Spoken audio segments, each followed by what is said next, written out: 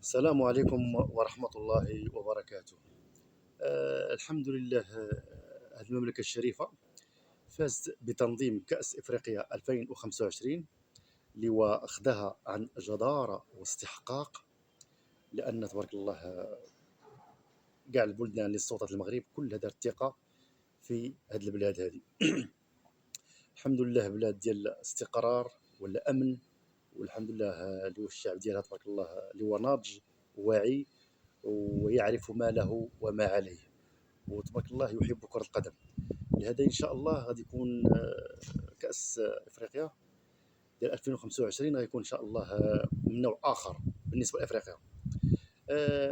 واخا كثرت القيل والقال من بعض الإخوان سامحهم الله لا يفقهون شيئا وما كيفرقوش ما بين السياسة والرياضة، لهذا الله يهديهم. الحمد لله حنا غادي نقولوا بإذن الله مرحبا بأي شخص من أي بلد إفريقي في المملكة المغربية، مملكة الكرم والجود والطيبة والناس ملاح بكل صراحة. فيما يخص انا كمغربي وحنا كاع كمغاربه كنتمنوا باذن الله الاستضافه غتكون جميله ان شاء الله، ونتمنوا المنتخب المغربي باذن الله يفوز بها. حتى لما فازش بها وفاز بها شي منتخب افريقي غنصفقوا ليه، وإلا فاز بالمنتخب المغربي عوض غنصفقوا شي بلد افريقي تصفيقه واحده، وما غنصفقوا لهم 10 تصفيقات وغنقول لهم هنيئا لكم.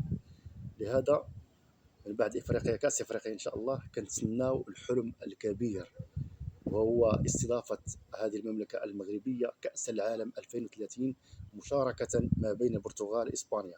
هذاك هو الحلم الكبير. أنا كنتمنى بإذن الله تكون الرسالة وصلت. لهذا إخوان السلام عليكم ومرحبا بالجميع.